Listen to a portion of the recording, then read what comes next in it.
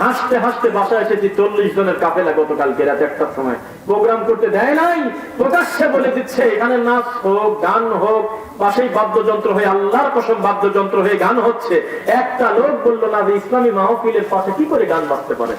কিন্তু এই প্রতারক টুপিওয়ালা দল ধরে চলে গেছে এই মাহফিলে কি করে রফিকুল ইসলাম উঠতে পারে। তাহলে কত বড় শয়তান ধোঁকা দিলে এটা সম্ভব? তাহলে এই টুপিওয়ালার দ্বারা কোনো কিছু অসম্ভব আছে? রাসূল সাল্লাল্লাহু আলাইহি ওয়াসাল্লাম আমাদেরকে বলতেছেন যে পৃথিবীর শ্রেষ্ঠ মানুষ তিনি মুহাম্মদ সাল্লাল্লাহু আলাইহি ওয়াসাল্লাম না? তার জামার চাইতে দামি জামাইকে দুনিয়াতে হয় বলে মনে করেন আপনি? সেই জামাইকে ডাকি বলতেছে যে ছবি মূর্তি রাখো না, এগুলো নাই করে দাও, কবর টানি যারা রাবারের মতো উঁচু করছে ওগুলি বাইরে সমান করে দাও। তাহলে তার রাসূলের আদেশ হলো না? এখন এই হুজুর পাওয়া যায় আবার বানানো হুজুর, মিটানো হুজুর। হুজুরকে খালি ফোন দিবেন, হুজুর জি কোথায় আপনি? বলতেছে যে আমি টাঙ্গাইল কি আমি ময়মনসিংহ অমুক জায়গা, একটু চলে আসেন তো, টিভিতে বসে 10,000 টাকা দেবো না, বলে দেন যে আল্লাহর কাবা ঘরটাও হলো মূর্তি। নাউযুবিল্লাহ। হুজুর বলে দিচ্ছে কোনো সমস্যা নেই, হাজরা আসওয়াদ পাথর ওইটা নাকি মূর্তি, আল্লাহর কাবা ঘর নাকি মূর্তি। কি দেখেন নাই মনে হয়? তাহলে হুজুর কি না পারে? ভ্যারাইটিস হুজুর না আপনি বলেন তো দেখি। ভ্যারাইটিস হুজুর, ভ্যারাইটিস। যেই জিনিস এত ভয়ঙ্কর যে শুধুমাত্র একটা প্রতীককে, একটা অবয়বকে, একটা চিহ্নকে মূল্যায়ন করার কারণে লোকটার নাম হবে মুশরিক। কি হবে বুঝেন নাই? মুশরিক হবে না নাম। আর এই মুশরিক একটা জিনিস, একটা মূর্তি বানানোর পরে মূর্তিটা ঢাকা আছে, এই মূর্তিটার কাপড়, মুখ থেকে কাপড় সরাবে, ঘুমটা সরাবে, একটা হুজুরের দিয়ে দোয়া করায়। শুনছেন কথা? এই তোমার মুনাজাত। হুজুর দাঁড়ায় আছে, আশেপাশে গুরুত্বপূর্ণ ব্যক্তিরা আছে, তারা মনে করতেছে যে একটা হুজুর মানুষের মুনাজাত ছাড়া এই মূর্তির মাথা কি করে আমরা খালি করি। কি করার দরকার? হুজুরকে ফোন দিতে। হুজুর দেখলো যে না, এটা তো 2-4-5,000 না, 10,000 টাকাও দিতে পারে। হুজুর টান দিতে চলে আসছেন, অসুবিধা নেই। এক টানে চলে এসে উনি মুনাজাত করে দিল। আল্লাহ, আমি খালি একটা জিনিস ভাবি, আমি একজনকে বললাম আচ্ছা ওই জায়গায় মুনাজাতে কি বলছিল, কি শব্দ বলা যায়? একটা দোকানদারের দোকানিরা বলা যায় আল্লাহ তুমি বরকত দাও। একটা অভাবগ্রস্ত লোকের জন্য দোয়া করা যায় যে আল্লাহ তুমি এই লোকটাকে ঋণ মুক্ত করো। একটা নতুন বাড়িতে উঠলে সেখানে হয়তো বলতেছে আল্লাহ কোনো বালা মুসিবত দিও না। বহু কথা আছে, তাই না? পদ্ধতি যাই হোক, কিন্তু মূর্তির মাথার থেকে ঘুমটা সরায় ওই মৌলবী কি বলছিল আমার এটা বুঝে আসে না। যে আল্লাহ মূর্তিটাকে তুমি কিয়ামত পর্যন্ত প্রতিষ্ঠিত রাখো নাকি? কি আছে বলার আপনি বলেন তো দেখি। মুনাজাত তো বরকতের জন্য মানুষ করে, তো মূর্তিতে কোন বরকত আছে আপনি বলেন একবার। এখন একটা ডাক্তার মিলাদ দিবে, তো ডাক্তার দোকানে যা হুজুর যদি মোনাজাত করে আর বলে আল্লাহ এই দোকানে তুমি বরকত দাও, তার মানে রোগী বাড়ুক, রোগীর সংখ্যা তুমি বাড়ায় দাও আল্লাহ, গ্রামে মিনিটে মিনিটে রোগী হোক, সেকেন্ডে সেকেন্ডে দৌড়াতে দৌড়াতে যাতে এসে আমার স্যালাইন বিক্রি হয়, এই তো কথা। আর যদি বলে যে আল্লাহ তুমি সকলকে তুমি সহি সালামতে রাখো, ভালো রাখো, সকল বালা মুসিবত থেকে তুমি আমাদেরকে হেফাজত করো, তাহলে না জানি মনে মনে রাগই না করে যে সব বালা মুসিবত যদি উঠেই চলে যায় তা আবার না পার কি হবে। আমার প্যারাসিটামল নিয়ে বসে থাকেন, আমার কি থাকে? ব্যাপারটা আমি বোঝানোর জন্য বলতেছি। তো যেই লোকটা একটা হারাম জিনিস আল্লাহর দরবারে মুনাজাত করে উদ্বোধন করতে পারে, সেই হুজুর ধর্ম বিক্রি করে খেতে পারে না? পারে তো।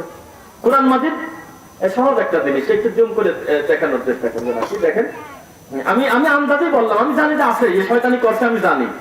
এই দেখেন একটা ব্যাপার হলো, এতদিন বলছি অন্যভাবে, আজকে আরেক ভাবে বলতেছি। একটু দেখেন তো দেখি, খুব খেয়াল করে দেখবেন। এই লেখাটা আমি যেভাবে ধরে রাখছি, বলেন তো সূরা ফাতিহা থেকে সূরা নাস পর্যন্ত গতানুগতিক স্বাভাবিক ভাবে আল্লাহর কোরআনটা যেভাবে সাজানো ছাপানো আছে, গঠন করে লেখা, এটা কি সেই রকম লেখা না একটু পেছানো লেখা? কত করে বলেন না তো? পেছানো লেখা না? কোন রকম যদি কোরআনে হাফেজ না হয়, ভালো আরবি না বোঝে, এই লোকটার জন্য গোটা কোরআন মাজিদ টানিয়ে টুনিয়ে পড়তে পারলেও বিশ্বাস করেন এই পৃষ্ঠে আসি মরণ হয়।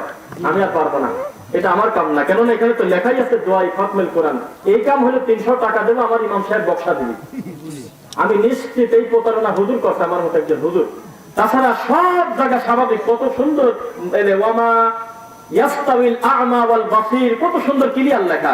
কিন্তু আমার মতো একটা হাফেজও যদি আলাদা করে এই দোয়া ইফাতমেল কোরআন মুখস্থ না করে, আমি নিশ্চিত ওনার পড়তে যায় ভেজাল হবেই। এত পেছানো লেখা, তাহলে রহস্য একটা আছে। কিন্তু যদিও বানানো দোয়া, এটা মানুষ বানাইছে, কিন্তু এই কথাটা কিন্তু পেশায় লেখছে, এটা রহস্য আছে। যেই মা যেই বোন কষ্ট করে পুরা একটা কোরআন মাজিদ খতম দিল বহু কষ্ট করে, এইখানে এসে ওই মা বিপদে পড়ে যায় যে না জানি এখানে বা কি যেন আছে। এই জিনিসটা আমার কাম না, এই জিনিস হলো হুজুরের কাম বক্সানো। আমার কাম কোরআন মাজিদ শেষ করা। 300 টাকা দিয়ে 2 কেজি জিলাপি দিয়ে বক্সানোর দায়িত্ব হলো হুজুর।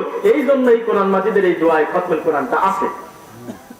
প্রত্যেকটা জায়গায় শয়তানি করা না। যেই লোক আল্লাহ কোরআনের সাথে এই কাজ পারে ও ধর্ম বেঁচে খাতে পারে না। একটা মুমিনের কাছে এর চাইতে দামি জিনিস আর কি হতে পারে আপনি আমাকে বলেন তো দেখি।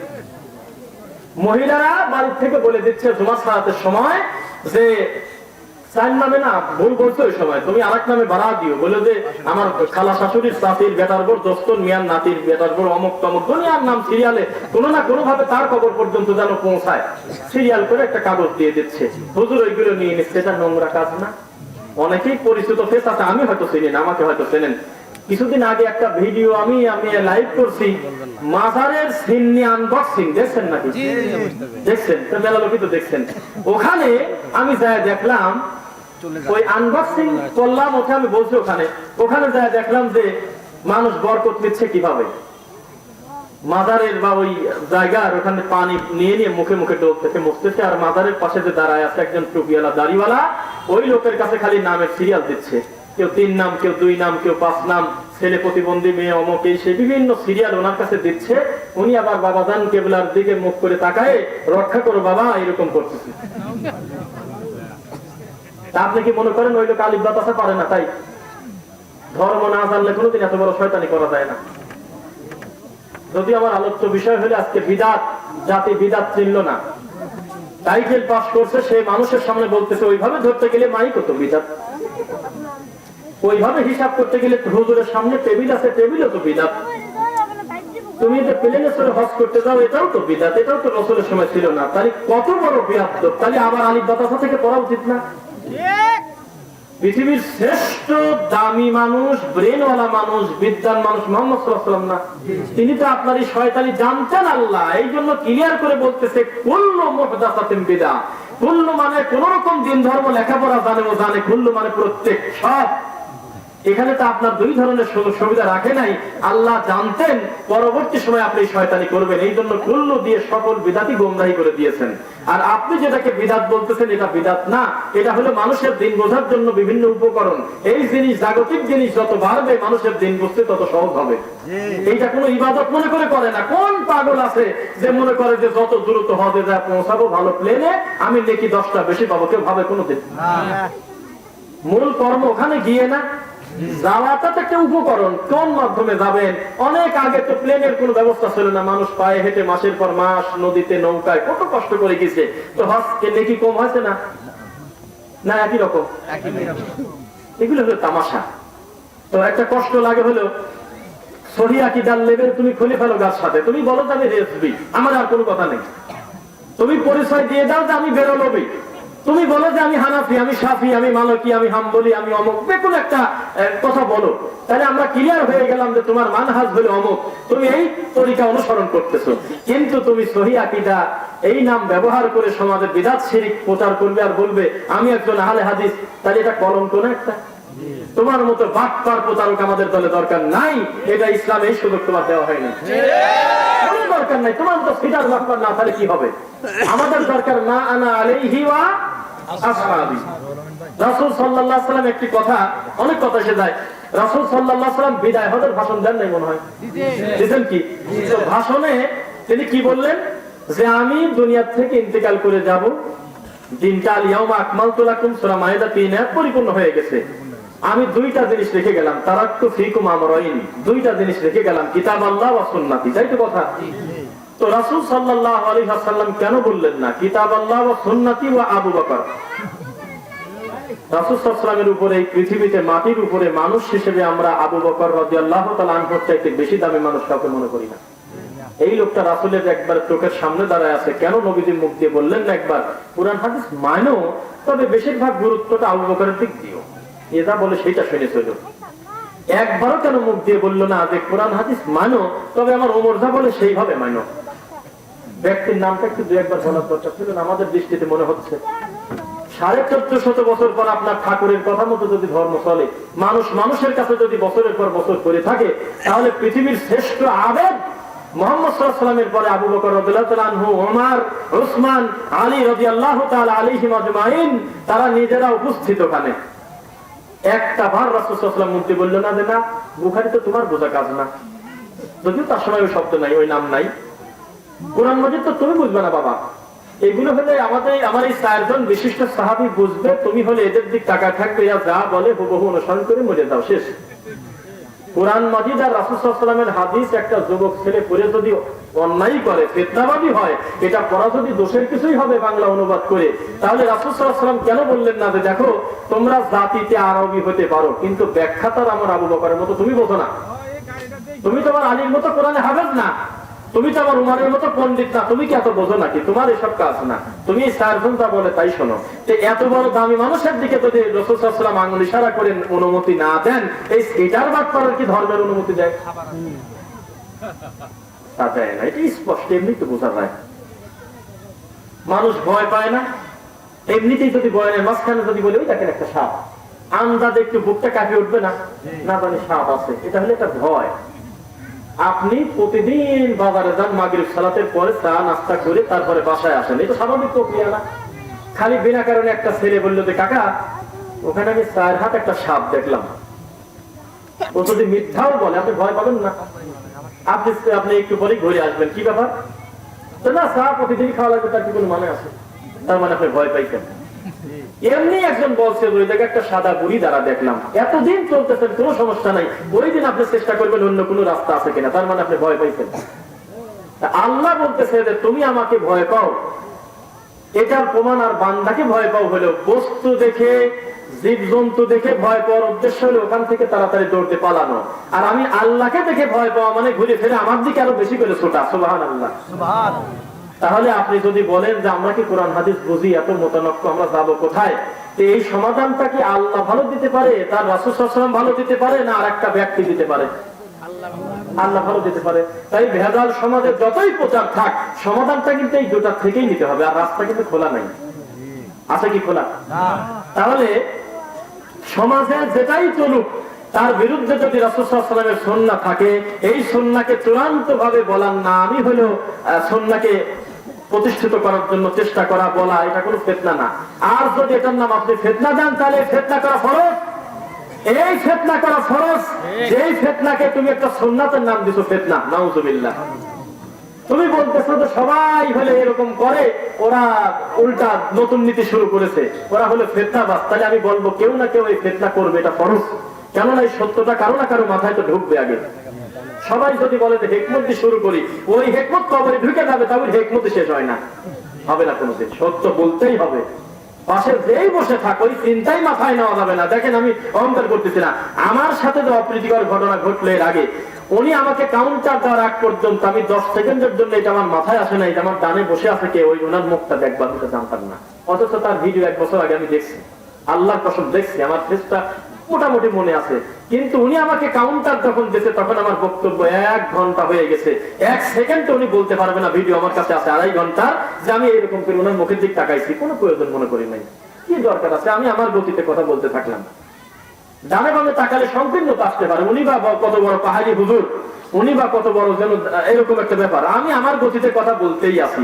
যখন উনি আমাকে কাউন্টার দিল, সামান্য একটু কথা বলার পর দেখলাম যে বাবা তুমি তো আগের রোগী, জিনিসটা আগেরটা, তখন আমি বুঝলাম। তার আগে বিশ্বাস করেন আমার ওই চিন্তা মাথায় আসে নাই যে ওনাকে মেপে আমাকে কথা বলতে হবে, ওইভাবে হয় না সত্য বলা কোনোদিন। মহিলা মানুষের ভিতরে সবচাইতে দামি লেখাপড়া জানা বিদ্যাওয়ালা মানুষ হলো আয়েশা রাদিয়াল্লাহু তাআলা আনহা। তার চাইতে বেশি তার স্বামীর ব্যাপারে আপনি জানেন না, আপনি যতই তামাশা করেন এত বেশি জানেন না। তিনি বলতেছে মান আহদাসা ফি আমরিনা হাযা মা লাইসা মিনহু ফাহুয়া রাদ্দুন। আমার স্বামীর সিগনেচার নাই, আমাদের মানে অনুমতি নাই, আমার স্বামীর ইসলামের কোনো অনুমোদন নাই, এমন কোন জিনিস যত সুন্দর মনে করি মানুষ করুক, তা প্রত্যাখ্যাত, তা বাতিল। ঠিক, এটা লজ্জা যে আজকের এই 2020 সালে এসে একটা সহিহ আকীদা দাবি করা একটা লোকের কাছে প্রমাণ করা লাগে ফরজ সালাতের পরে সম্মিলিত মুনাজাত করা বিদআত, এর চাইতে লজ্জা কিছু আর নাই। এরাও মানুষ, এটা কষ্টের ব্যাপার না? অথচ আমরা যাদেরকে মন্দ মনে করি, যদিও আমরা বলি না মন্দ, বা আমাদেরকে যারা খুব বেশি শত্রু মনে করে, তাদের ব্যাপারেও আমাদের এত মানে খারাপ ধারণা নাই যে তারা এই ধরনের কথা বলে। তারা নিজেরাই তো বলে যে না এটা আসলে নামাজের অংশ না, এ কথা নিজেরাও স্বীকার করতেছে। তাহলে আপনি কেউ মনে করি এইরকম একটা বিদআতের ব্যাপারে ওকালতি করে মানুষের সামনে মানুষকে বেইজ্জত করতে চান? বেইজ্জত এবং ইজ্জত দেনেওয়ালা কে? আল্লাহ সুবহানাহু ওয়া তাআলা। আপনি বলা কথা বলতেছি, আপনি মনে করলেন যে ভোলার আল্লাহর ঘরটা পুরায় দেবো। আর একটা কথা বলি শোনেন, যারা বলতেছে মসজিদের নাম আহলে হাদিস দিছো কেন, মসজিদের নাম ছিল আহলে হাদিস এই জন্য পুরাইছিল, ফিটার বাটপার মিথ্যাবাদী, সব বাজে কথা। কোন নাম দিন না, কোন নামই না। হানাফি, মালিকি, শাফি, হাম্বলি, আহলে হাদিস কোন নাম না। বিনা কারণে একটা 2-3টা টিন দিয়ে এমনিতে একটা পর্দা করে ওখানে সালাত আদায় করেন। প্রতারক মৌলবী হুজুর যদি জানে তো ওখানে পায়ের সাথে পা মিলিয়ে সালাত আদায় করে, বুকে হাত বেঁধে সালাত আদায় করে, রফুলে দাইন করে, আমির উচ্চস্বরে বলে, দেখবেন ওই বাটপার তাও ওই ঘরটা পুরায় দেবে। কিভাবে সেই চিন্তা রাত দিন করতেছে। এগুলো বাজে কথা যে ওরা হলো ফিতনা করে। কি ওরা কিসের ফিতনা? আপনি 10 তলা বিল্ডিং এর উপরে আপনি সঠিক রাসূল সাল্লাল্লাহু আলাইহি ওয়াসাল্লামের কায়দায় সালাত আদায় করেন, তবু আপনার আশেপাশের মুফতিদের সমস্যা হয়ে যাবে। ঠাকুর মনে করবে গেল রে তাবিজ, গেল কুলখানি, সব চলে গেল। ভয়তে আছে, ভয় থেকে আমি থাকি নাকি? ভয় তো তোমার।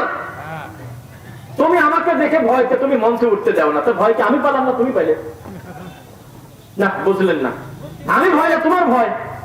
আমি সেই পাবনা থেকে কত দূর থেকে এসেছি নারায়ণগঞ্জে, আমি আজকে 2টা কথা বলবো। তোমার সকল বাবা চলে, মাঝখানে আমাকে চলে না, তো ভয় তুমি পেলে না?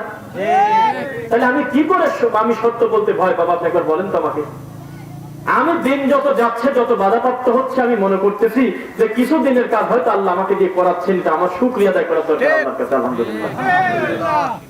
আর বাধাপ্রাপ্ত হওয়ার পর বিড়ালের মতো গতি ঠিক রাখা মৌলবী হুজুর আমি না। ঠান্ডা হুজুর হয়ে মানে 2টাই ঠিক বলে মানুষের ভিতরে একটা কন্ট্রোভার্সি তৈরি করে দিয়ে ওখান থেকে এক বাবাজি আমাকে বললো, দাদা একটা কথা বলেছি, টাকনুর উপরে কাপড় পরা আর টাকনু ঢেকে কাপড় পরা পার্থক্য কি? তা আমি এই ওনাকে খুশি করার জন্য বললাম যে বাবারে ঝামেলা করা লাগে না, 2টাই ঠিক, অত বাড়াবাড়ি করা লাগে না। তাহলে ওই লোকটি কোনো সিদ্ধান্ত নিয়ে বাড়িতে গেল? একটা কথা বললেন আপনি না? উনি আমাকে বলতেছে যে বাবারে আপনার আপনার মসজিদে আল্লাহর ঘরে জুমার সালাতে ইমাম সাহেব যখন খুতবায় বসে তখন আল্লাহর ঘরে লাল বাতি দেওয়াটা সুন্নাত না বিদআত? তখন আমি ওনাকে বললাম যে বাবার এসব ভেজাল করার দরকার নেই, 2ই চলে। তাহলে ওই লোক কি সিদ্ধান্ত নিতে পারবে আসলে কলেজ চলে কোনটা? যারা বলতেছে ফেতনা করো না, ঠিক আছে, ওরাও ঠিক আছে, এটাও ঠিক আছে, বিশ্বাস করেন আপনাকে গরুর ধাঁধায় ফেলা দিল। তাহলে আপনি বাসায় যাওয়ার সময় কি মনে করে যাবেন একবার বলেন তো এখন, যে ঠিকটা ডানের পাশেরটা ঠিক না বামের পাশেরটা ঠিক? এটা ভেজাল করে গেলেন আপনি। তার সাথে সত্যটা আপনি বলে যান, ধরে নিলাম যে 80% লোক মনটা খারাপ করলো, আপনার খালিক তো খুশি হলো। সারা পৃথিবীর মাখলুক যদি সন্তুষ্ট হয়ে যায়, খালিক যদি অসন্তুষ্ট হয়, আপনার সব গেল না। আর খালেক যদি আপনাকে সন্তুষ্টি হয়ে যায় আপনার উপরে, গোটা মাখলুক যদি আপনাকে অভিশাপ করে, তার পয়সার লাভ নেই। তাহলে সত্য কি সত্যই বলতে হবে না কি না বেঁচে কুচে বলতে হবে? সত্য সত্যই বলতে হবে। কিতাবুন আনজালনাহু, এ মুহাম্মদ সাল্লাল্লাহু আলাইহি ওয়াসাল্লাম, এটা হলো কিতাব। আনজালনাহু, আমি আল্লাহ উপর থেকে নাযিল করছি, ইলাইকা, আপনার উপরে, লিমানের জন্য, তুখরিজা, খরাজা, বের করা, মিন মানে হতে, যুলুমাত মানে অন্ধকার সমূহ, ইলা মানে দিকে, নূর মানে আলো। তাহলে আমার এই কোরআন দেওয়ার উদ্দেশ্যই হলো আপনি প্রতারকদেরকে, এই গোমরাহীদেরকে, কুসংস্কারাচ্ছন্ন মানুষদেরকে গোমরাহী থেকে কি করে আপনি হেদায়েতের পথে আনবেন, এটাই কোরআনের উদ্দেশ্য না। আপনি মনে করছেন যে পায়ে গেছি, হাতে ধরে গেলাম, অথবা কোরআনটা একটু বুঝলাম, আমার পেয়ে গেছি, এখন এটা নিয়ে আমি তাবিজ দিতে খাবো। এইভাবে কি কোরআনের সৌন্দর্য মানুষ বুঝতে পারবে? কোনদিন জানতে পারবে না। কষ্ট লাগে। আপনি এসব ফাজলামো করে লাভটা কি বলেন তো দেখি? আপনি 30টা মসজিদ পুরায় দিলেন, 30টা মসজিদ পুরায় দিলেন, 10 জন দিনী ভাইকে পিটালেন ধরে, এটাই কি আপনি দিনটা বন্ধ করে নষ্ট করে দিতে পারবেন? আপনার চাইতে ইহুদি খ্রিস্টান কম চেষ্টা করে আল্লাহ দিনের বাতি নিভানোর জন্য, বলেন তো একবার। ওরা রাত দিন চেষ্টা করতেছে, আপনি শীতের দিনে অনেকে মাফলার পরে আসছেন, চাদর। বিশ্বাস করেন একটা লম্বা সময় বিজ্ঞানীরা এসি রুমের ভিতর থেকে ঘেমে গেছে, মোহাম্মদ আবার কি জিনিস এইটা ভেবে ভেবে। কোন ধরনের লোক ছিল? একটা এতিম মানুষ, যে সময় কোনো মোবাইল ছিল না, বৈদ্যুতিক যন্ত্র ছিল না, মানুষের যোগাযোগের কোন এরকম সেকেন্ডের ভিতরে ভিডিও কল ছিল না, হাজার হাজার মাইল দূর থেকে আমরা মিনিটের ভিতরে ব্যক্তির সাথে টেক্সট হবো, কোনো মাধ্যম নাই, কোনো প্রযুক্তি নাই, এমন একটা সময় মরুভূমির বালির ভিতর থেকে মোহাম্মদ এত বড় কিতাব পাইল কোথায়? আমরা এই 1450 বছর পর বিজ্ঞানের কল্যাণে, প্রযুক্তির বদৌলতে কত নতুন নতুন জিনিস মানুষের সামনে প্রেজেন্ট করতেছি, কিন্তু ঘরে ঢুকেই দেখি যে মোহাম্মদ 1450 বছর আগে কোন না কোন ইঙ্গিত আগেই দিয়ে গেছে। সুবহানাল্লাহ। তাহলে ওপরে কন্টেনশনে নাই যে কোরআনটা কি করে ভুল প্রমাণ করা যায়। তো এত বড় সম্পদ আপনার ঘরে, আপনি তামাশা করে বসে আছেন। তামাশা করে বসে নাই, সারা পৃথিবীর সকল লোক যদি মনে করে যে কোরআন মাজিদ আমি যথেষ্ট মহব্বত করবো, সম্মান করবো, চুমা দেবো, চোখে লাগাবো, চোখে লাগানো তো একটা ব্যাপার। দেখেন একটা ছোট একটা খেলাফে সুন্নাত, সরাসরি বিদআত বললাম না, ছোট একটা খেলাফে সুন্নাত মানুষকে ভাগ করে দেয়। আমরা ভাগ করি না, জানেন কি? সবচাইতে বেশি অপবাদ দেয় আমরা নাকি ভাগ করে দেই মানুষকে, বলে না যে আমরা মানুষকে ভাগ করে দিচ্ছি, উম্মতের ভাগ করাচ্ছি, নাউজুবিল্লাহ, উম্মতকে এক করার চেষ্টা করতেছি। ইনশাআল্লাহ দেখবেন 2-3 জন মানুষ আমরা এক জায়গায় বসে আছি, একামত হচ্ছে, কথা বলেন না যে যেখানে আপনি বসে পড়ুন, একামত হচ্ছে আল্লাহু আকবার, আল্লাহু আকবার, আশহাদু আল্লা ইলাহা ইল্লাল্লাহ, আশহাদু আন্না মুহাম্মাদুর রাসূলুল্লাহ। এই কথা বলার সাথে সাথে আমার এই ভাইজন হলো এইভাবে ফু দিয়ে হাত মুছে চুমা খাচ্ছে 3 বার করে। এরপরে আমার বাম পাশের এই ভাইজন জোরে করে বলতেছে সাল্লাল্লাহু আলাইহি ওয়াসাল্লাম, আর আমি বলতেছি মাঝখানে হলো আশহাদু আন্না মুহাম্মাদুর রাসূলুল্লাহ। বিশ্বাস করেন আমার সুন্নাত এই দুইজনের কাছে অবহেলিত মনে হবে। ওনারা যদি ওইটার উপরেই প্রতিষ্ঠিত থাকে, মনে হবে যে আমি নবীর দুশমন। আমার নবীর নাম শুনেও দরুদ পড়লাম না একবার, আমি একটু ফোঁ দিয়ে চোখে আমি গতি বাড়ায় নেব, আমার সোনার নবীর নাম শুনেও এই লোক কিছুই বললো না, আমাদের চাইতে ওনার হলো আল্লাহ ভীতি কম। একটা ছোট মুস্তাহাব নাকি সরি বিদআত কত ক্ষতি করে দেখেন একবার। দল তো এখানে তৈরি হয়েই গেছে, তো দল আপনি তৈরি করবেন কিভাবে? আর প্রত্যেকেই যদি মনে করতে ভেজাল যাবো বিশেষ, পৃথিবীর শ্রেষ্ঠ মুয়াজ্জিন তার নাম হলো বেলাল, বেলালকে অনুমতি দেওয়া হলো, বেলাল তুমি ইকামতের শব্দ, আযানের শব্দ কিভাবে মুয়াজ্জিন যা বলে তোমরাও তাই বলতে থাকবে। কথা আমাদের রাসূল শিক্ষা দেন নাই, তবে শুধু হাইয়া আলাস সালাহ, হাইয়া আলাল ফালাহ সময় লা হাওলা ওয়ালা কুওয়াতা ইল্লা বিল্লাহ পড়ো। তাহলে মাঝখানে আমরা সাল্লাল্লাহু আলাইহি ওয়াসাল্লাম বলে এ পর্যন্ত সব বাদ দিয়ে দিলাম। শেষের দিকে টান দিয়ে গিয়ে বললাম যে হলো সদ্দাকটাও বারাতটা, আল্লাহ নামে বরকত নাই, নাউজুবিল্লাহ। আশহাদু আল্লা ইলাহা ইল্লাল্লাহ এর চাইতে দামি আওয়াজের শব্দ আছে, শাহাদাত সাক্ষী আছে? এই শব্দের সময় চুপ করে বসে থাকি, কিন্তু যখন বলা হয় আশহাদু আন্না মুহাম্মাদুর রাসূলুল্লাহ, সঙ্গে সঙ্গে ফু দিয়ে চোখ মুছে, ওকে জাহান্নামে যাওয়ার জন্য চোখ মুছতেছে, জান্নাতে তাড়াতাড়ি যাওয়ার জন্যই কামনা করতেছে না। বিদআত যে যত গতি নিয়ে করে তার ধারণা আমি জান্নাতে তত দ্রুত ঢুকবো, কেননা বিদআতকারী তো পরিশ্রম করে, খুব পরিশ্রম করে। মাগরিব থেকে এশা পর্যন্ত 12 রাকাত তাওয়াবিল পড়া, এরপরে সিদকা চেঁচামেচি করে জিকির করা, কত পরিশ্রম আপনি করে দেখেন একদিন। না করেন না, এটা ভেজাল করেন না, মানে কত ভেজাল, কত কষ্ট, গা ঘেমে ভিজে শেষ হয়ে যাচ্ছে। মাগরিব থেকে এশা পর্যন্ত মুসাল্লায় বসে থেকে প্রতিদিন ওযিফা কালাম করতেছে, ইল্লাল্লাহ পড়তেছে 3000 বার। কি স্বাভাবিক কথা মনে করলেন? এই লোকটাকে জাহান্নামে ঢুকবে এই আশায় এত বড় বিদআত করে? তাহলে আপনার চাইতে কি করে দৌড়ে জান্নাতে যাওয়া যায় সেই আশায় বিদআত করতেছে। এই সাধারণ লোকগুলিকে যারা বোঝায় সঠিক পথে আনবে, ও হলে তাবিজে বসে আছে, ওইটা তো টাইম নেই। ও হলে বসে আছে কখন খয়রাতে ডাকবে তখন আমি বাড়াবো, আমি তাছাড়া হুজুর আমার কি থাকে। গ্রাম থেকে বা বিভিন্ন জায়গা থেকে মাঝে মধ্যে ফোন, যে বেটা ভালো আছো, তোমার আজকে কয়েক বছর তোমার মুখটা দেখি না, অনেকদিন দেখা হয় না, নতুন একটা ঘর করছি, আমি আশা করছি যে বেটা তোমার দিয়ে মিলাদ দিয়ে তারপরে ঘরে উঠবো। কত আবেগ, কত আশা। ওই লোকটাকে জাহান্নামে যাওয়ার জন্য এই কাজ করতেছে মনে করতেছেন, ও এটাকেই ধর্ম মনে করে। কেননা একটা লম্বা সময় রাসূল সাল্লাল্লাহু আলাইহি ওয়াসাল্লামের সুন্নাহ মানুষকে জানতে দেওয়া হয় নাই, খালি আব্বা হুজুর দাদা হুজুরের কথা বলে মানুষদেরকে ঢেকে রাখা হয়েছিল দিনের সৌন্দর্য। যার কারণে আপনি যখন সত্যটা বলেন, ওরা বলে কি দেখছো নবী বলছিল না যে ওরা একদল বের হবে, তারা এমন কথা বলবে যা তোমরাও শোনো নাই, তোমাদের বাপ দাদাও শোনে নাই, এইটা টান দিলে এসে আমার উপর অপবাদ দেয়। শুনছেন কথা, বুখারীর ওই কথাটা বলে যে দেখছো ওরা ফিতনাবাজ, তোমরা কি কোনোদিন শুনছো এই কামত আবার একবারও দেওয়া যায়? না, তা তো শুনি নাই। তোমরা কি কোনদিন শুনছো যে কবুল জুমা সুন্নাত না করেও আবার বসে থাকা যায়? না। তোমরা কি কোনদিন শুনছো যে আল্লাহর ঘরে খুতবা রানিং অবস্থায় 2 রাকাত সালাত আদায় করার পরে বসা যায়? মুসল্লিরা কয় না হুজুর, তা শুনি নাই। বলে এরাই হলো সেই দল, যেই দল হলো নতুন নতুন কথা বলবে, তোমাদের বাপ দাদাও শোনে নাই, ওরা হলো জাহান্নামী। জুমার নামাজে মানুষের বলে হুজুর খুব বিপদে, জুমার খুতবায় বসে কোনো প্রয়োজন নাই। একটা মসজিদে আমি দেখলাম তদন্ত করে, মসজিদে যদি আপনি টোটাল মানুষের মাথা গুনেন, বিশ্বাস করেন সর্বোচ্চ 3 থেকে 4টা লোক হবে সহিহ আকীদার। একটা মসজিদ আছে আমার জানা মতে, সেই মসজিদে সহিহ আকীদার আমাদের এক দিনী ভাই বলতেছে, হুজুর বিশ্বাস করেন 11 জুমা পর পর সিরিয়ালে ওনার পিছনে আমরা সালাত আদায় করলাম।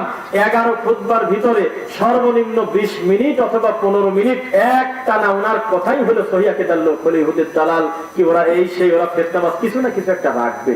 আচ্ছা বলেন তো, এই আলোচনা যদি নাও করে, ওই 4টা দিনী ভাইয়ের কি ক্ষমতা আছে 96 জনের ওভারটেক করে ওই হুজুরকে মারে? এই কথা কি সুযোগ আছে? তার মানে ওনাদের মুখ দেখলেও ভয় পাচ্ছে, খুব ভয় যে আমি ওয়াজ করে শান্তি পাচ্ছি না, ওদের দিক তাকালে লজ্জা লজ্জা করে। আমি তো জানি এগুলো ফাজলামো করতেছি, তাহলে বিপদেও আছে। আপনি এখনো বিপদে নাই, আপনি শান্তিতে আছেন, আলহামদুলিল্লাহ বলেন। আলহামদুলিল্লাহ, কোনদিন আমরা অশান্তিতে নাই। টেনশন হলো সবচেয়ে বড় বিপদ।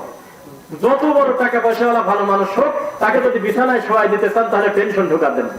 আরে টেনশন হলো বিদাতের ভিতর ঢুকে গেছে, আমার টেনশন নাই। আমার কামই হলো কোরআন এবং রাসূল সাল্লাল্লাহু আলাইহি ওয়াসাল্লামের সহিহ হাদিস যখন আমার সামনে আসবে, পৃথিবীর সকল কিছুর চাইতে সেটাকে মূল্যায়ন করব আমি ইনশাআল্লাহ। আমার ভেদাল কিসের? আমি তো এই দুইটার ভিতরেই মঙ্গল খুঁজে পাই। আর তোমার কত ভেদাল, তুমি বস্তুতে ঘোরো, এ বাবার কাছে ঘোরো, ও ঠাকুরের কাছে ঘোরো, বাড়ি ঘর সাইডে তুমি দৌড়াও, কত ঝামেলা করে তারপরে তুমি আল্লাহকে খুশি করতে চাচ্ছ। আর আমরা শিক্ষা নিয়েছি কি, ইদা সাআলতা ফাসআলিল্লাহ, মানুষ হিসেবে মানুষের যা দরকার সব চাইবে আল্লাহর কাছে। সুবহানাল্লাহ। কোন জিনিসের কোনো কার্পণ্য নাই। লজ্জা কাকে কি বলবো বলেন? আল্লাহ রাসূল সাল্লাল্লাহু আলাইহি ওয়াসাল্লাম বলতেছে, তোমার পায়ের জুতার ফিতাও যদি ছিঁড়ে যায়, জুতার ফিতা আছে না, ফিতাও যদি ছিঁড়ে যায়, তো মুসির দোকানে যাওয়ার আগে এই কথাটা তুমি তোমার আল্লাহকে একবার বলে নাও। আল্লাহর কসম, এই কথার উপরে যদি লম্বা আলোচনা করা যায়, পৃথিবীর সকল পীর ঠাকুরদের নোংরা, বেহায়া, অসভ্য এই প্রমাণ করা কিছুই না। কেননা জুতার ফিতার চাইতে পীরের কাছে কোন কম দামি জিনিস আমি চাবো বলেন একবার? কোন জিনিসের জন্য আমি মানুষের কাছে গিয়ে বলবো? আপনি একটু বলে দেন। জুতার ফিতার উদাহরণ দিলেন কেন? খালি বলে, অনুবাদ করেই হুজুর বলে, বুখারী পড়েই খালি, এগুলো বোঝেন একবার ব্যাপারটা কি? জুতার ফিতার আলোচনা করার দরকারটা কি? তার মানে এটা একেবারেই কম দামি জিনিস, একেবারেই তুচ্ছ জিনিস, যেটা না হলে মানুষের খুব বেশি অসুবিধা হবে না। এরপরেও মাখলুক হিসেবে তার খালেককে একবার বলুক, আল্লাহ আমার এই জরুরতটাও তুমিই পুরা করে দাও। সুবহানাল্লাহ। তাহলে এটা ইসলামের সৌন্দর্য হলো না? আর মানুষকে খুশি করা সবচেয়ে ভেজাল কাজ। 30 বছর এই ঠাকুর বাবার কাছে পড়ে আসি, আবার যদি 30 বছর পর খবর পান যে আমার ঠাকুরের চাইতে বড় ঠাকুর আবার আরেক জায়গা আসছে, তখন মনটার মধ্যে মনে হবে যে ওই বাবাই মনে হয় বড় বাবা। ওখানে গিয়ে শুনলেন যে না, ওই কুমিল্লা আবার আরেক বড় বাবা আসছে। এইভাবে কত ব্রেনটা ঘোরালেন, কত টেনশন, না জানি এই ঠাকুরকে খুশি করে আমি প্রথম স্তরে যেতে পারবো না। এই দৌড়াদৌড়ি করতে করতে মরার আগের দিন খবর পাইলেন এই মোর ঠাকুরই হলে ভণ্ড, এখন কি নিয়ে খবর যাবেন জান? তাহলে সবচেয়ে ভালো বুঝ হলো কোরআন এবং রাসূল সাল্লাল্লাহু আলাইহি ওয়াসাল্লামের হাদিস। আল্লাহ এবং তার রাসূল সাল্লাল্লাহু আলাইহি ওয়াসাল্লামকে নিয়েই আমি থাকি, এর ভিতরেই আমি সন্তুষ্টি খুঁজে পাবো। তাহলে ওই লোকটার ভেদাল কমলো না বাড়লো? ইসলাম হলো খুব স্বচ্ছ, তাই না? ওই জুতার নিচে মোজা পরেন আপনারা, মোজা তো রাসূল সাল্লাল্লাহু আলাইহি ওয়াসাল্লাম বলতেছে যে ওযু করার পরে মোজার উপর মাসেহ করলে হয়ে যাবে। করছেন কোনদিন কেউ? মোজার উপরে মাসেহ করলে হয়ে যাবে, মানে পুরা পাটা ধোয়া লাগতেছে না। শুনতেছেন কথা? তো এই ব্যাপারটা আলোচনা করার পরে একটা কার ড্রাইভার, সে খালি বারবার ঘুরে ঘুরে তাকায়। তো ঠিক আছে, গাড়ি থামায়, আমরা এক জায়গায় বসি, আপনি কি কিছু বলতে চাচ্ছেন? জি, আমার আব্বার বয়স 90 বছর প্লাস, আজ এই প্রথম আমার বুদ্ধি হওয়ার পরে শুনলাম যে ইসলাম ধর্ম এত সহজ। সুবহানাল্লাহ। আমার বাপ বিছনা থেকে উঠতে পারে না, সেই বাপের পা জোর করে টানিয়ে ধরে নি পাও ধোয়াই। অথচ আমি যদি জানতাম যে ইসলাম এই সুযোগ আছে, একটা অসুস্থ ব্যক্তি, একটা রোগাক্রান্ত ব্যক্তি, একটা বিপদগ্রস্ত ব্যক্তি, পানি যাতে সমস্যা হয় এমন ব্যক্তি শুধু মাসেহ করলেই হয়, তায়াম্মুম করে সালাত আদায় করলেই হয়ে যায়। যদিও তায়াম্মুমের কথাটা জানে ওরা, মোজার উপর মাসেহ করতে হয় সহজে, একটা সুস্থ লোকও পারবে যদি তার জরুরত থাকে। এইটাকে বলে নাই কোনোদিন আমার বাপের এইভাবে টাইনে ধরে ধরে এই কাজ করাই। কত মুশকিল, কত ভেজাল। বলতেছে যে 4 রাকাত ইশার সালাতে ফরজ, 2 রাকাত সুন্নাহ, 1 রাকাত ভিতর।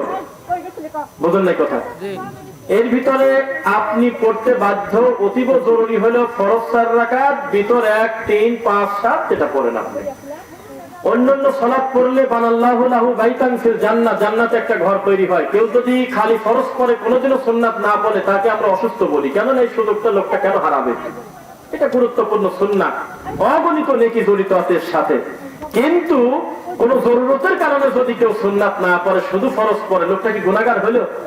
বলতেছে আজকেই প্রথম শুনলাম এই কথাগুলি। আর এই ধর্ম যে এত সুন্দর, আপনারা কসর সালাত আদায় করলেন তখন আমি বুঝলাম। আমি খালি মাপতেছি 48 মাইল তো হয়ই নাই। 48 মাইল না হওয়ার পরে হুজুর 2 রাকাত সালাত কি করে পড়তে পারেন? আমি তো টাকা আছি আপনাদের দিকে। হুজুর মাইল হিসাব করে ক্লিয়ার করে দিয়ে দিয়েছে, এমন বিপদ চাপা দিতে ও খালি মাইল গুনে, কখন 48 পার হব, কখন আমার কসর, তাও কসর করে না। কথা কি বুঝতে পারলেন? চতুর্দিক থেকে মানুষের মতামত মানা হলো সবচেয়ে কঠিন কাজ, আল্লাহর মতামত মানা হলো সবচেয়ে সহজ কাজ। যদি আপনার বিন্দু মাত্র সন্দেহ হয়, তাহলে আপনি আল্লাহর উপরে পূর্ণ আস্থা নাই। কেননা আল্লাহ ওই জিনিস লা ইউকাল্লিফুল্লাহু নাফসান ইল্লা উসআহা, আল্লাহ ওই বোঝা মানুষের উপর চাপান না যেই বোঝা টেনে নিয়ে বেড়াতে লোকটা পারে না, তার সাধ্যের বাইরে। সুবহানাল্লাহ। কথা কি বুঝতে পারলেন? আমাকে যেদিকে আগাতে বলতেছেন, আমি তো এই ধরনের বক্তা না। হ্যাঁ, আপনি কালেকশনের দিকে আগান না, আমি তো এই ধরনের কোনো কথা বা এটা সেটা আমার দ্বারা হবে না। আসলে যে আরো জোরে বলেন তাকবীর এটা সেটা, আমি স্বাভাবিকভাবে তারভাবে বলবো, উপস্থিত আমাদের দিনী ভাইরা দেবে। আমার কি আলোচনা এখন শেষ করতে হবে কিনা যদি বলতেন? না না না, আমি তো বলতে পারি না, আমি জিজ্ঞাসা করতেছি আর কি, যে আলোচনার সময় কি শেষ হয়ে গেছে কিনা। 11টা পর্যন্ত যদি হয় তাহলে হাতে আসার 12 মিনিট কালেকশন, মানে কালেকশনের ব্যাপার, তাই না? বক্তব্য শেষ অংশটা করে দেন। তো যাই হোক, না না, আমরা খুব বেশি সময় নিতে হবে এটা জরুরি না। যত বোঝা কম চাপাবেন আমার লাভ তত, আমার তার বাড়তি না। তবে একটু আগে যারা আছেন তারা একটু বসে পড়বেন, তো কষ্ট করে একটু বসে পড়বেন ইনশাআল্লাহ। তো যে কথা বলতেছিলাম, আজকের থেকে আমাদের দিকে তাকান। আপনি মন খারাপ করবেন না বাবাজি, বিশ্বাস করেন আমার মতো, হ্যাঁ আমার মতো ছোট মানুষ এইটা আমি ছোটবেলায় একটা লম্বা সময় আমি মাথায় নেই নাই। আমরা মনে করতাম আমার বাপের যে দোকানটা আছে, দোকানের দলিল লাগে, দোকানটা আমাদের কিনা। আমরা যে বাড়িতে বসবাস করতেছি সেই বাড়ির দলিল লাগে, আসলে কাগজপত্র ঠিক আছে কিনা। আমাদের উত্তর মাঠে যে 10 বিঘা জমি আছে, এই জমির কাগজপাতি লাগে। ইবাদত করতে যে দলিল লাগে, এই আওয়াজটা কিন্তু বিশ্বাস করেন আপনারা অনেক লম্বা সময় শুনছিলেন না, অস্বীকার করবেন? শুনছিলেন যে কোনো ইবাদত করাই যাবে না যতক্ষণ পর্যন্ত সেটা সুন্নাহ দ্বারা প্রমাণ না হয়, সেটার পক্ষে কোনো সিগনেচার না থাকে রাসূলের। শুনছেন কোনোদিন? এটা লম্বা সময় শোনেন নাই, কিন্তু এখন শুনতে হচ্ছে। তাহলে আপনি যদি বলেন যে এই কথাটা বলে আমরা খুব শেষ করে দেবো, পৃথিবীর শ্রেষ্ঠ ইবাদতের নাম বলেন তো কেউ একবার। আল্লাহর হকে সবচেয়ে দামি ইবাদত কি? সালাত। আপনাকে ধোঁকা দিচ্ছে কিভাবে জানেন? বলতেছে যে সবকিছু বুঝে শুনে কাজ করা লাগে, তুমি বোঝো না, ওরা এইসব জিনিসের হিসাব করা লাগে। আমি তো ছোটখাটো ব্যাপার, এটা না করলে তো কোনো সমস্যা নেই। ফরজ সালাতের পর মুনাজাত করা না করে তো ছোটখাটো ব্যাপার বাবা। বুকে হাত বাঁধা, নাভির নিচে হাত বাঁধা, হাত ছাড়িয়ে দেওয়া, এটা তো ছোটখাটো ব্যাপার বাবা। তারপরে হইলো আমিন জোরে আসছে, এটা তো ছোটখাটো ব্যাপার বাবা। রফুল আযান করা না করে তো ছোটখাটো ব্যাপার বাবা, এটা তো ফরজ ওয়াজিব না। এটা আপনাকে সুন্দর করে বোঝাচ্ছে, বলতেছে, তাই বলতেছে না? তো একটা ইবাদতের নাম হলো সালাত। 2 রাকাত সালাতের ভিতর থেকে রফুল আযান কাটি বাইর করে দিলেন, আমিনটা নাই করে দিলেন, রফুল আযানটা নাই করে দিলেন, ওটা নারী ভুরি বলে দিত। যাই হোক, ফরজ সালাতের পরে আপনি মুনাজাত, ওটা ছোটখাটো ব্যাপার। বুকে হাত বাঁধা, এগুলি সব ছোটখাটো ব্যাপার। তো একটা ইবাদতে যদি এত কিছু আপনার কাছে তুচ্ছই মনে হয়, ওই ইবাদতের কোনো জায়েজ রাখলেন আপনি? আর এটা একটা কথা বললেন, এত ছোটখাটো জিনিস সাহাবায়ে কেরাম একটা লম্বা সময় টানিয়ে নিয়ে বেড়াচ্ছে, এটা একটা কথা নাকি? এই রফুল আযান যদি এত বড় বোঝা হতো, এত বড় আল্লাহর ঘর পুরায় দেওয়ার মতো অপরাধের মতো অপরাধ যদি করে এটা হয়ে থাকতো, এই জিনিস বহু আগে রাসূল নিষেধ করে দিতেন না একবার? খবরদার এসব ঝামেলা করতে দেয় না, এগুলো অন্যায়, এগুলো করার দরকার নেই। সব ধোঁকা। একটু চোখ কান খোলা রাখেন, সত্য পর্যন্ত আপনি পৌঁছাবেন ইনশাআল্লাহ।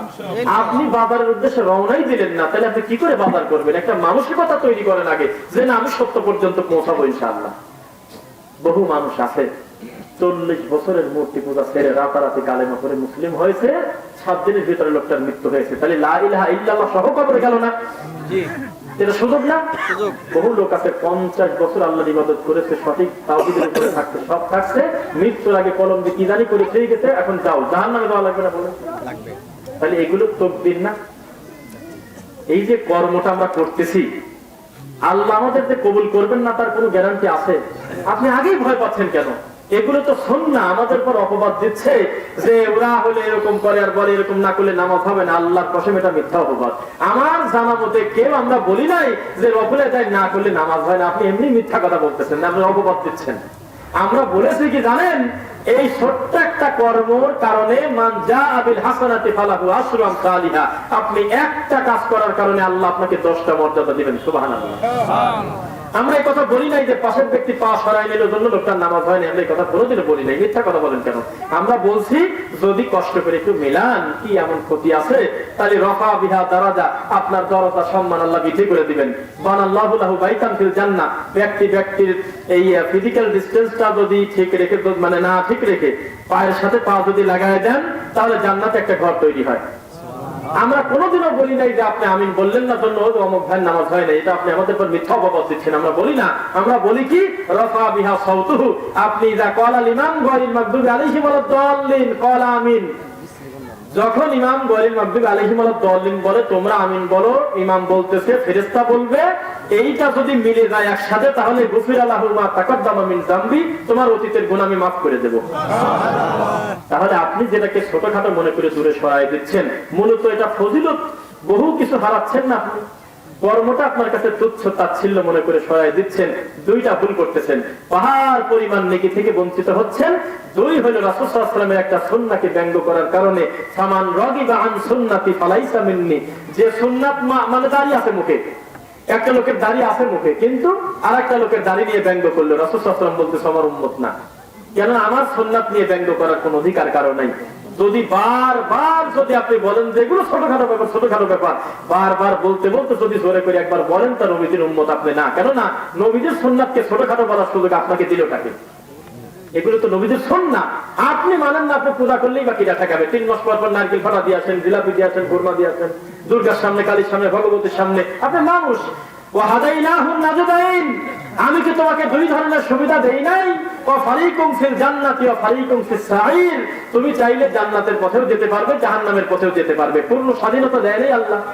দিয়েছে কিনা? আপনার গ্রামে এমন কোন রেকর্ড আছে যে আমাদের গ্রামে একটা শেষরা চোর ছিল, 30 বছর চুরি করতে একটানা, এই জন্য একদিন আমরা যায় দেখি আল্লাহ রাত করে রাত্রির বেলা খানা পেলে সরাই এনেছে? দেখছেন? কোনদিন কি শুনছেন যে একটা লোক জেনা করে বাসায় যাচ্ছিল আমাদের গ্রাম থেকে, এই জন্য মাথার পর ঠাটা ফেলা দিয়েছে আল্লাহ? আমরা বুঝতে পারলাম যে অমুকের ঘর থেকে কেবল বের হইল। কত ধৈর্য ধরে আছে, আপনাকে সুযোগ দিচ্ছে আল্লাহ, বান্দারে একটু বিবেকটা খাটিয়ে আমার কথা মানো, আমার রাসূলের কথা মানো সাল্লাল্লাহু আলাইহি ওয়াসাল্লাম, তাহলে সুযোগ কিন্তু হয়ে গেছে একটা। আজকে যেটাকে, এটা হলো উইরে, আমিন আমারে, মানে ওইরে, এটা আমার না। রফলে দাইন ওইরে, বুকে হাত বাঁধা ওইরে, খয়রাত না করা ওইরে, মুনাজাত না করা ওইরে, সব কিছু যদি একটা দিক আপনি ফেলে দিয়ে দেন যে ওটা ওদের, ওটা আমাদের তো না। বিচারের মাঠে কিন্তু এই সুযোগ আপনার নাই যে আল্লাহ একটু পরে আসেন, আমাদের বাম পাশের আল্লাহ ভিন্ন আছে, কেননা আমাদের ইবাদত ধরে নেওয়ার আলাদা আল্লাহ আছে। এই কথা বলতে পারবেন না? একই আল্লাহ আপনারা আমার হুবহু আমলগুলো নেবে। তাহলে আপনি আজকে রাসূল সাল্লাল্লাহু আলাইহি ওয়াসাল্লামের সুন্নাহকে বোঝা মনে করে আমাদের দিকে ঠেলে দিচ্ছেন আর বলতেছেন এগুলো ওইরে, এটা আমার না, ওরা রফা দান, ওরা এটা সেটা, বিভিন্ন কিছু বলে আমাদের উপর যে অপবাদ দিচ্ছেন, মূলত আপনি নিজে বোকামি করে রাসূলের অগণিত সুন্নাহ আপনি আমল করার সুযোগ পেলেন না।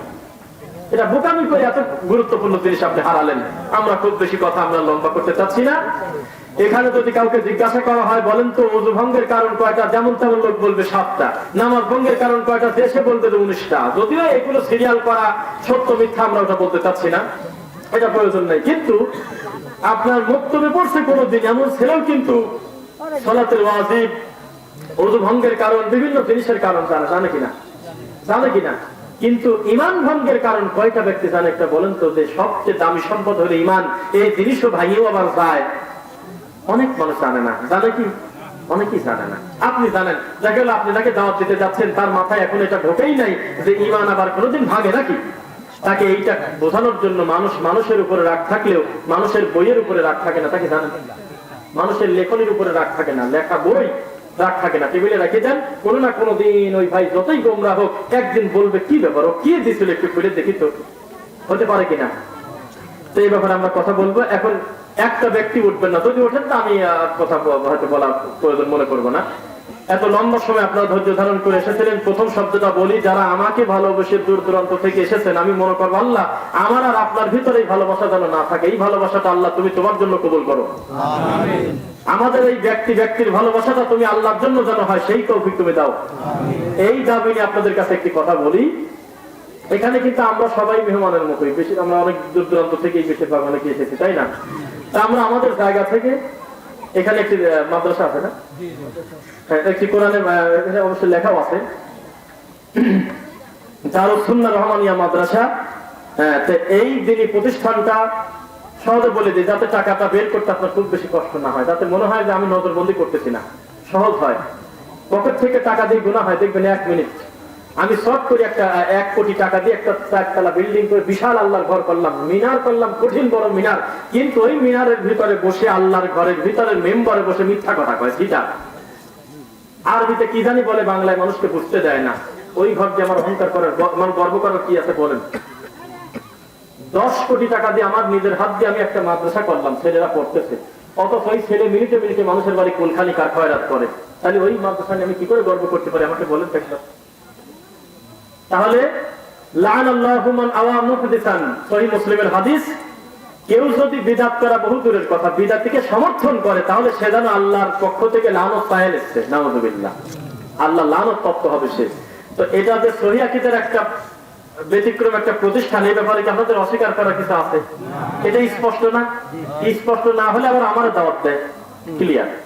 এই জন্য আমি বলতেছি যে আপনি নিশ্চিত থাকতে পারেন যে আপনি যে টাকাটা আজকে এখানে দান করবেন, যদি কবুল আল্লাহ করেন, তাহলে আপনি ঠিক জায়গায় দিলেন, আলহামদুলিল্লাহ।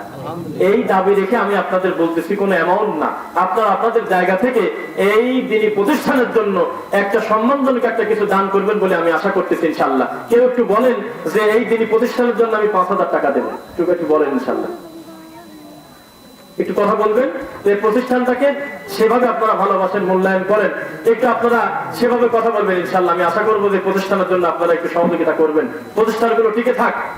এই প্রতিষ্ঠান যত বেশি বাড়বে, মানুষের দিন বুঝতে তত সহজ হবে, হবে কিনা? বিশ্বাস করেন, আমরা 30 তলা মিনারের দিকে তাকাই, এই কথা মনে করি আল্লাহর ঘর, আমরা অস্বীকার করবো না, কিন্তু আল্লাহর ঘরের ওই কার্যক্রম দেখলে আর ওটা নিয়ে আর গর্ব করতে মন চায় না। ওখানে একটা ভালো ব্যক্তি ঢুকলে ওই লোকের নাম দিয়ে দেয় হলো ফিতনাবাজ। তাই আমাকে কোনটা নিয়ে সন্তুষ্ট থাকতে হবে? যেটার ভিতরে রাসূল সাল্লাল্লাহু আলাইহি ওয়াসাল্লামের চূড়ান্ত সুন্নাহ শিক্ষা দেওয়া হয়, সেইটা না। এইটা টিকিয়ে রাখার জন্য আপনারা আপনাদের জায়গা থেকে সম্মানজনক একটা কিছু করবেন বলে আমি আশা করতেছি। জি, আসেন, একটু কষ্ট করে উঠে আসেন, এসে এখানে জমা দেন। আলহামদুলিল্লাহ, নাম বলতে হবে না, আমি মনে করি আল্লাহ এমনিতে কবুল করবেন ইনশাআল্লাহ। হ্যাঁ, ছোট বাচ্চাকে দিয়ে আল্লাহ যে উদ্বোধনটা করলেন, এটা শেষ পর্যন্ত আল্লাহ যেন চূড়ান্ত ভাবে ভালোভাবে কবুল করেন ইনশাআল্লাহ। একটু উঠে আসেন, একটু নিজ গতিতেই আসবেন। আপনার আমি আলাদা ভাবে বলে সেভাবে মাথাতে হয়তো পারবো না। আল্লাযীনা ইউনফিকুনা ফিস সাররাই ওয়াদ দাররাই ওয়াল কাযিমিনাল গায়যা ওয়াল আফিনা আনিন নাস। আপনি যদি মনে করেন আমার টাকা নাই, তাহলে আবু বকর রাদিয়াল্লাহু তাআলা আনহুর দিকে তাকান। আপনি যদি মনে করেন বেশি টাকা হয়ে গেছে, অহংকার করবো, তাহলে উসমান রাদিয়াল্লাহু তাআলা আনহুর দিকে তাকান। মানে কোনো সুযোগই নাই। আলহামদুলিল্লাহ, আমার এই ভাইটা অনেক দূর থেকে এসেছে, নেত্রকোনা থেকে মেহমান হিসেবে এসেছে, তারপরে 500 টাকা তিনি দান করলেন।